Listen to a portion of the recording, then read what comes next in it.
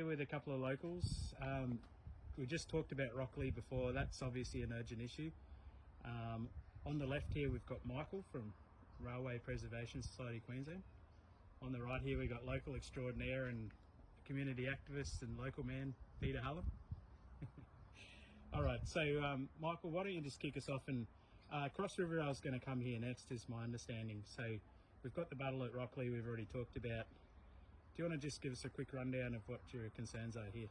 So my general concerns is this station was actually built in 1885, but it's not actually on the original site. The original station was actually through those block-up units over there. This line was actually re-sited in 1950 because due to the fact that it had very sharp 5-chain curves, which when you were doing the Brisbane to Southport run, when the line used to go down to Tweed Heads, the engine drivers before 1947 they used to come bucketing along here on third notch and then basically throw the poor passengers around. And due to the fact that after the post-war boom of housing estates, they created the munitions factory and vice versa and general things. So my concerns is that coming to the point is that this building was dated from about 1950.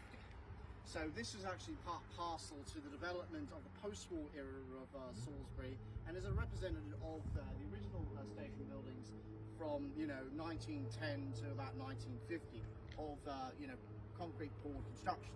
So what Cross River Rail wishes to do is they wish to completely demolish the entire station building and basically modify the station to the point where they don't take considerations to its history. Both this station building and the timber wading bridge are actually Brisbane City Council heritage listed, and that is on the local government planning things on 2014. And understand as well that you've got a bit of council support behind it? So at the moment, which is coming to the question, we do have very gracious support by the Brisbane City Council, especially the Lord Mayor and various sub-departments in raising the matter about local heritage and protecting it. So which we advocate on a general basis. Great.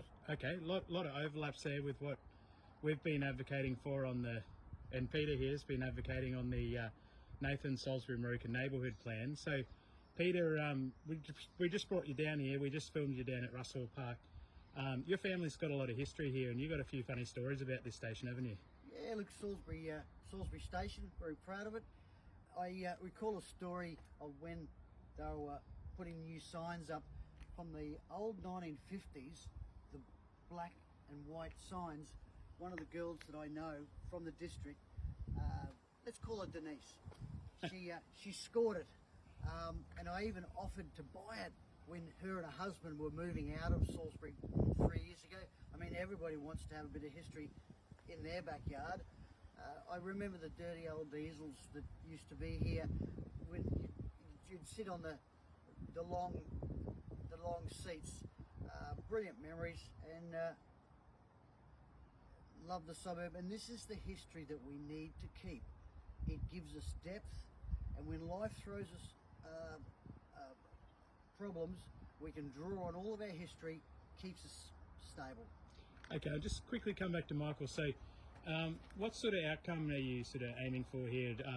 How have you had any successful negotiations? Are you hopeful that something can be done? And if something can be done, what do you want to happen? Just really quickly. The fact is, I have had a score win with Dutton Park. So Dutton Park is kind of ahead of my fellow because they finally realised that that's is from 1885. You can't get rid of it.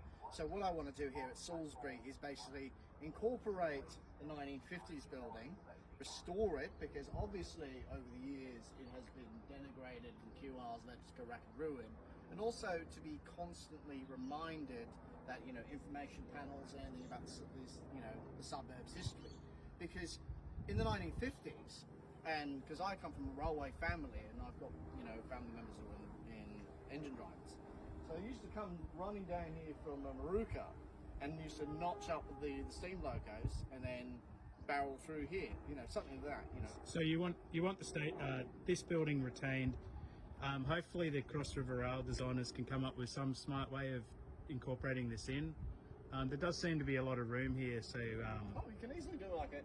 Eventually they were going to quad it.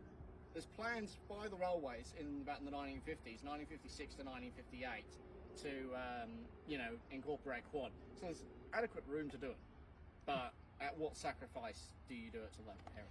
Oh well, we just wish you all the best, and I hope it goes well for you. Thanks, guys. Thank you.